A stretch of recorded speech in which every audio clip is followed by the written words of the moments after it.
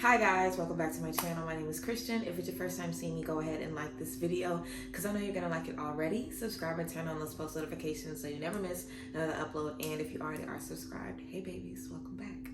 So guys, today we are going to be talking about your life partner and what you can do to basically connect with your life partner, how you should prepare to meet your life partner. But this is basically just going to be about meeting any good, person that you want to be in a relationship, stepping into any positive relationship, and basically how to prepare for the relationship that you want to be in, whether you're looking for a spouse, whether you're looking for, someone that's going to fulfill your needs, but not in a romantic way, just whatever you are looking to prepare for your ideal relationship, whatever relationship you're trying to attract. That's what we're going to be talking about today. So let's go ahead and get right into it. Of course, as you guys know, you can book private sessions with me at the link in the description box. You can shop with me at the link in the description box. You can still get tickets to the Cyber Witch Camp. I believe the tickets and the spots are going to close on October 1st for the Cyber Witch Camp. But yeah, so let's go ahead and get into today's video. We're going to be getting into, again, connecting with those relationships. So the first thing I want to talk about is the things you've been taught that might not necessarily be correct things, or things that we kind of see, things that we might be conditioned to feel, in terms of those connections. So the first thing I'll say, a lot of people feel, and I've talked about this a little bit, here and there, but a lot of people feel like you have to be perfectly healed before you step into a relationship. If you are someone that has different types of issues, things that you need to work on, you might not feel worthy of a certain type of love or connection until you completely eradicate those issues. But truth be told, I feel like a lot of times you can't heal a lot of things on your own. Like, the only way to learn how to effectively communicate is to communicate with other people. Even when you learn how to talk to yourself, you're going to need to learn how to now have somebody respond to you that does not necessarily agree with you all the time. Or you have people coming at you with rebuttals that you have not prepared for. You having a conversation with yourself is very different from being able to communicate effectively with others. Just like trust, of course, you want to start with trusting yourself, but then you might not cheat on you or lie to you or backstab you, you know what I'm saying? You are typically always thinking about you and trying to prioritize you. You should be anyway. So trusting yourself, communicating with yourself, loving yourself, these things are easy, or they should be easy. I'm putting air quotes around it because obviously it's not, super easy for everyone, but it's way harder to love somebody else, trust somebody else, communicate with somebody else, be open with somebody else. So yeah, always starting with yourself is great, but understand that the things that you need to learn to prepare you for a relationship, you really can only learn in relationships. And it might not be a relationship with that person, but you definitely don't really need to just sit around and not date anybody or talk to anybody or experience anyone while you're waiting on this person that is divinely made for you. And I feel like a lot of times we are kind of taught, or we just see all the time on social media, oh, I'm single until I get married. And people literally don't want to date anyone or, talk to anyone or meet anyone because people are afraid of getting hurt. People are afraid of wasting their time. So it's a good and bad thing. Of course, we don't want people wasting their time, but that also means that you can't be closed off to anything and everybody, But also you want to make sure that you are holding those standards. So it's kind of like a double-edged sword. But the first part of it I want you guys to get is that you do not have to be fully healed or fully, you do not have to be fully healed to connect with someone. The things that you need to work on in relationships, you're going to be learning when you're connecting with other people. So I think it's important to understand that when you are working to better yourself, to connect with your forever person or just whatever you're desiring right now, if you are working on yourself, then chances are they are working on themselves. Chances are you're not ready for that yet. So it might not behoove you to turn away everything that isn't giving you that, because you're not even ready for that yet. Like, let's say, for example, you want to get married. Absolutely, you want to get married and have children. But as you're dating, you come across someone who's divorced, so they don't want to get married again, and they also have 2 children already. You said you didn't want anybody with kids, You could easily turn down everyone that you meet that isn't giving you that. But you aren't ready to get married tomorrow. So it might benefit you to just, see what's out there. This definitely doesn't mean sleep with everybody. This definitely doesn't mean trust everybody. But I do feel like even in the small interactions that we might have with people in passing, these interactions can really, mean a lot to us. And if you're being intentional with your dating and you want to connect with people that help you get closer to the person you need to be to attract this relationship that you're looking for, then of course, you're going to have to be open to connecting with other people and stepping into different spaces. But I feel like it's about setting that intention, because every person that you meet is, in your life for a reason. I do think that sometimes we stay in situations too long, but that's on us. That ain't on the universe, you know what I'm saying? God put everything together just how it needed to be. You stayed there too long, so that's not necessarily on, how everything is played out. Because a lot of people can say, oh, well, if I'm supposed to be in this space and I've been here for 4 years, nothing's changed. It's like, maybe you were only supposed to be there for 6 months, and I definitely have talked about that before. But it's important to know that sometimes a place is only going to be 6 months or 6 weeks or 6 hours. There's nothing wrong with being like, oh, this is an interesting person. Let's see what I can learn from them. Maybe you're just learning how to flow in a conversation better. Maybe you're just learning how to deal when you aren't necessarily super pleased with someone, but you're enjoying their company. I think it's important to know how to deal with people in all spaces. When you really, really like them, when you don't like them at all, when you like them but you want to be respectful and end the night on a good note, I think learning people and spending time with people is really, really important in relationships. And I feel like it honestly can prepare you to connect with whoever you want to, because we need socialization, especially in spaces where we're looking for something. It takes you a long time to figure out the type of friends you want as an adult when you haven't had friends since high school or college. It takes you a minute of being in friend groups and losing friends, and it takes you a minute to kind of get your feet wet and realize what works for you and what doesn't. The same thing goes for relationships. When you're looking for someone to share your life with, when you're looking for someone that you can call on and lean on, even if you're looking for a best friend, it's going to take you some trial and error. So be open to the trial and error. Be okay with getting your feelings hurt, getting your heart broken, getting lied to. All of that is a part of life, and it's definitely a part of relationships. It's a part of connecting with other people, and you cannot let the fear of getting hurt or wasting time or being set back stop you, because what do you have to lose? You're obviously not in the relationship that you want to be in now, so how worse can it get? You know what I'm saying? Being alone is not that bad.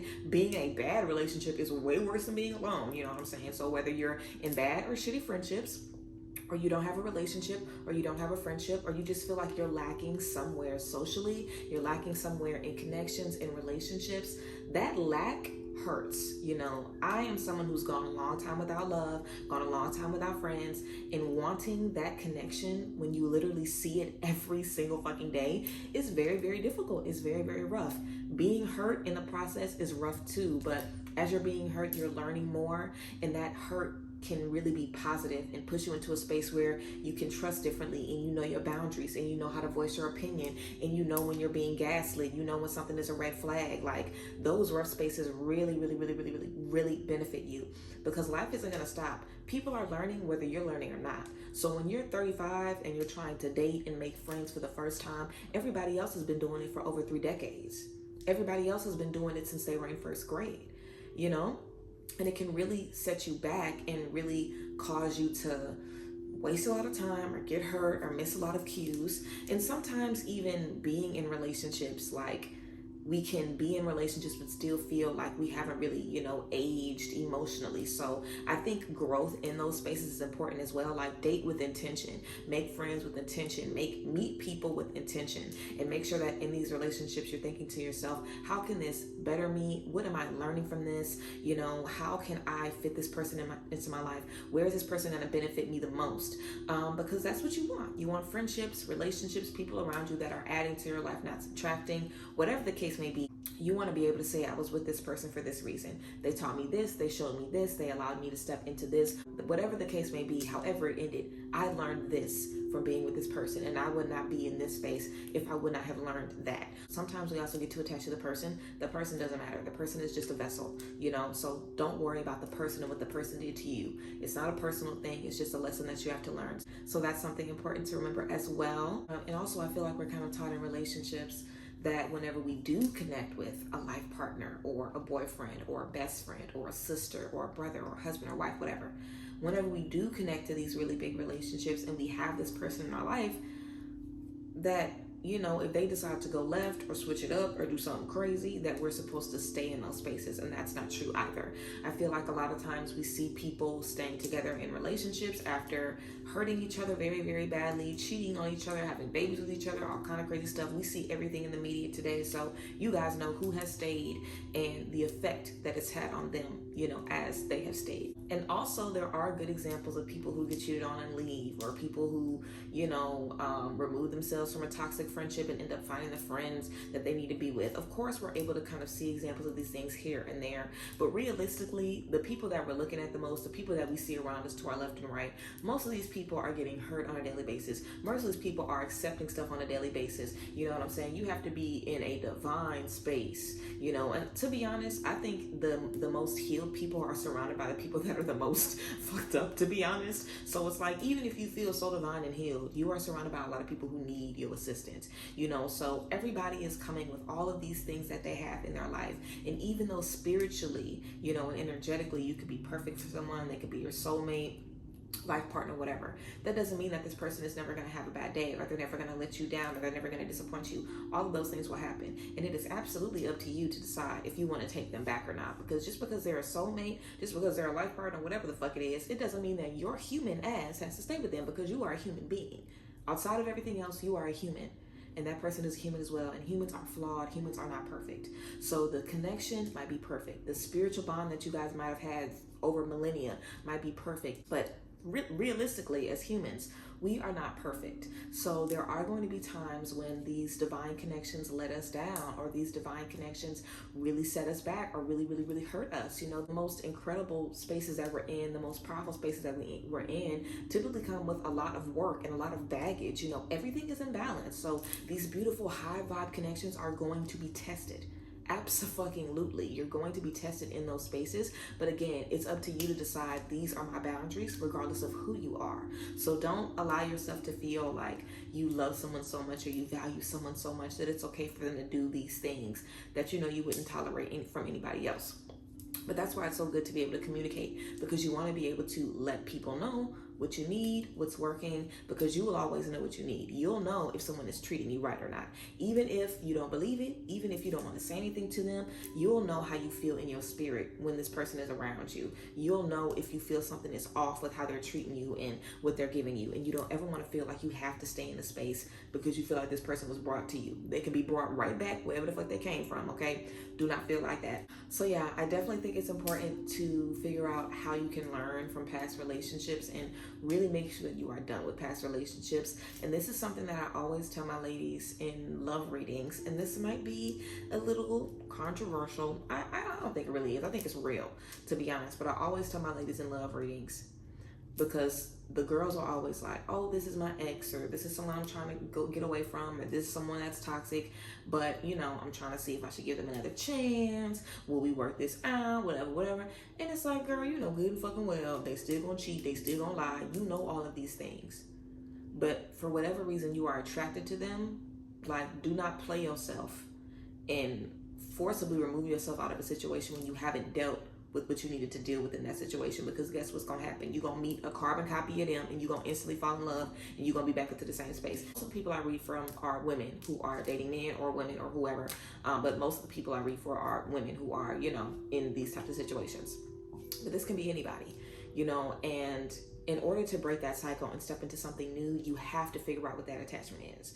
You know, why are you okay with someone who showed you over and over again they don't care about your mind, they don't care about your opinions, they don't care about how you feel, they don't care about your anxiety, they don't care about triggering you, they don't care about your emotions, they don't care about your vulnerability? Like, why are you even interested in that? Like, what is that doing for you? Is it boosting your confidence? Is it making you feel better about yourself? What are they serving you? What's the attachment there? Do you feel like you're not worth anything else? Do you feel like the time you put in is, you know, too valuable? Do you not give a fuck if people cheat and lie? Because let's be real, everybody has different standards. If you're okay with being cheated on, then maybe you just aren't monogamous. Like, maybe you need to reevaluate what you want in relationships. Because let's be real, like I said, everybody wants different things. Everybody is okay with different things. And it's hard for me to believe that we accept the same treatment and we're not okay with it just a little bit. You know what I'm saying? Now, of course, we know Stockholm Syndrome, some people can definitely get in spaces. But I feel in dating,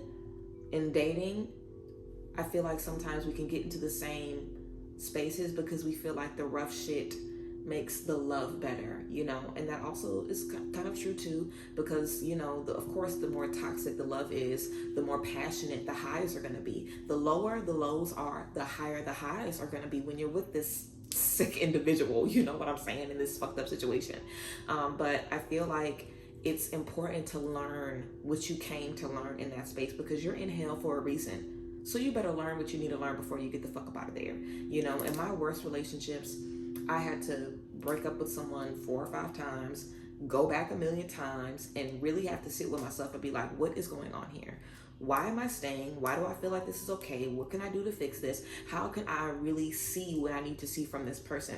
Because most of the time, you already know why you keep going back. You just haven't really allowed yourself to pinpoint it, because either you feel guilty or ashamed that you're still with this motherfucker that's treating you so bad. You don't want to ask your friends for advice because they've been told you to stop messing with them. You don't understand why you can't let this person go, and you know they don't really care about you. Most of the times they're just messing with you for convenience because you're always going to be there. And most of the time you can pinpoint what the problem is, you know, how this person is making you feel, why it's not working. But think about what is working for you. Like, what do you like about it? Do you like the sex? Do you like the back and forth? Do you like that this person is your best friend? Do you like that you feel so close to them you could tell them anything? Do you like that they've stuck by you through everything, regardless of what that feels or looks like to you? Like, break down why you're even in that space. And I definitely encourage some people to stay in that space. Like, give it another month, girl. If you're physically well, give it another 30 days. Give it another 30 days. If you're in a space where somebody's physically abusing you or anything like that, then get the fuck out, period. Fuck all that. But if you're in a space where you are physically safe and you're physically well, you're mentally well in this space, because you might be enjoying it a little bit too for whatever reason, you know what I'm saying? I definitely would say give it 30 days. Figure out why you're there, what the attachment is. And a lot of times people do all these releasing rituals, all these cord cuttings, and you're only reinforcing how strong the bond is, literally. Like, imagine if you had a sore and you put a Band-Aid on the sore every day and it never healed because it always had a Band-Aid on it. You never let it breathe. You never gave it time. You never gave it time to look ugly and scab. You kept the Band-Aid on it, and that kept the wound open for years. And also imagine just putting a Band-Aid on for a couple days, letting it breathe, you know what I'm saying? Like, who doesn't say that? We all say that when we get hurt or you have a cut or something. Let it breathe, let it get some air. Sometimes you just need to let things breathe. And I guarantee you, if you've done a releasing ritual or a cord cutting, if you really let things breathe, you felt all of the things, because when you do something like that, you're going to get a lot of realizations, you're going to understand a lot of things are going to be revealed to you all at once. So take in that knowledge. Don't start feeling like, oh my God, I'm thinking of them more, let me do another releasing ritual. Like, no, because realistically, the idea that you're never going to think of this person again is not going to happen. You are stuck on them now. So for whatever else in the future, they're going to be in the back of your mind. Like, you're always going to think about crazy stuff that happened with your ex and bad stuff that you've dealt with and things that you've overcome and how you learned to do this and how you learned to do this. There is no way to remove something from your memory. And it's not that deep, you know, unless you've been physically assaulted, literally, like I said, go to therapy, get some help, leave, do not play that shit. But I'm talking about petty stuff that we go back over and over and over and over again, and we just want to get it out of our mind so much. So we've done 3 cord cuttings a week since 2021. It's like, come on now. You were in a relationship too. You allowed yourself to be in it too. I feel like all that is just related back to shame, because you don't ever want to remember that you gave this person a chance. You don't ever want to remember that you allowed this person in. Realistically, you did. You stayed for 18 months. You stayed for 3 years. You did. And it was silly, but now you're done with it, so move on.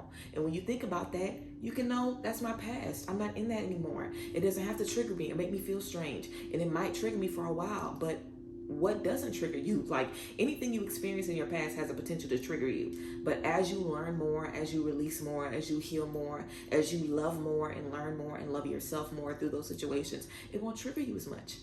And time does heal wounds to a certain extent. Like, as time goes on, if you allow time to be a gift, you will be able to see that, you know, your opinions about things change, your perspective change. You'll definitely be able to see that releasing ritual or that cord cutting really do the work. I just threw that in because a lot of people bring up trying to do releasings and cord cuttings because they're ready to, you know, connect with a great person and they're just trying to release this stuff from the past. Sometimes it's best to sit in it for a little bit. and figure out what's going on here, what's the problem, what's the issue. And sometimes you need to be reminded. Your ex has been trying to talk to you for months and months and months. You have no kids with them, no ties to them. You still haven't blocked them. You still letting them contact you, but you so ready for them to be done. Why haven't you blocked them? What's the big deal? Answer them. Talk to them so they can lie again or cheat again or disappoint you again, so you can realize, oh wait, nothing has changed. This is going to be the same thing. Why did I need to know it was going to be the same thing? Why did I doubt myself? Why is this person able to get to me in this way? Like, look into it sometimes. And there's so much work that goes into being in a great relationship, a great friendship. It's a lot of work. It really, really is a lot of work. And it's a lot of work to prepare. It's a lot of things you have to go through, a lot of things you have to learn and unlearn to even prepare to be in these relationships, friendships, whatever, like I said. So just commit to doing the work now, and also it's work on yourself, like I said. But the work on yourself is only the first part, because after you work on you, you're going to have to test out everything you just perfected on yourself in the public now with everybody else. It's very easy to have these things coming easy to you when it's just you and yourself. But when you are up against other people, what they feel, how they think, what they gotta say, are you going to be able to uphold these things? Are you going to fumble? Are you going to fold? Is it going to matter the type of person? Are you going to feel strong around this person and weak around this person, or quiet around this person, shy around this person? So I feel like just committing to the work, understanding the work is definitely key. And also just having fun, really allow yourself to have fun. And I feel like I talked about so much heavy stuff in the video, and I'm like, have fun at the end. But you really do want to have fun, because love is supposed to be fun. Dating is supposed to be fun. Meeting people is supposed to be enjoyable. Everything does not have to be everything. You do not have to love everybody you with. You don't have to sleep with everybody you with. You don't even have to become friends with everyone you're with. But we are humans. They got other humans walking around here. You gonna cross paths with some of them. Make the most out of the interaction that you have with people, and always be thinking about what you are trying to achieve. Always be thinking about that finish line, and also understand that it's the finish line for a reason. It's over there. It's way over there. And where we are right here, we are planning and preparing, being better and doing better, so we can one day come across on the other side of that and look back and be like, wow, okay, I understand why maybe I had to learn how to trust in that way. I understand why I maybe had to learn, how to maneuver in this way. And you're going to have to do this entire process that I just spoke about, connecting with best friends, connecting with associates. If you don't really want, to get married, you just want to find a long-term partner, to connect with them. If you then decide that you want to get married and that partner doesn't want to get married, then you have to start dating again. You're going to need it again. Whenever you have kids, if you want to find other parents who can be friends, you'll have to do it then. If in coworkers and networking in business, you are always going to be learning how to build different relationships with different people, because each relationship is different. You have different boundaries in each relationship, And you might not ever be finished with connecting with soulmates, connecting with the people that are supposed to be here for you. Your life partner, of course, is someone that's done life with you, in every lifetime. And we only have one of those, if that's, a belief that you subscribe to. There's only one life partner. But there are a lot of soulmates. There's so many people that are going to be beneficial for us in this life.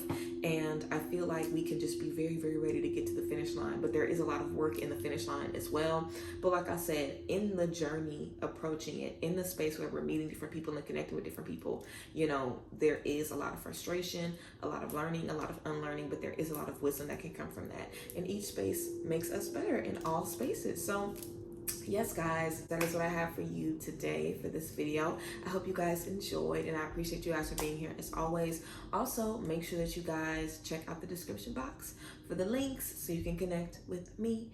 But yeah, I love you guys, and I will see you guys later. Bye, guys. Bless.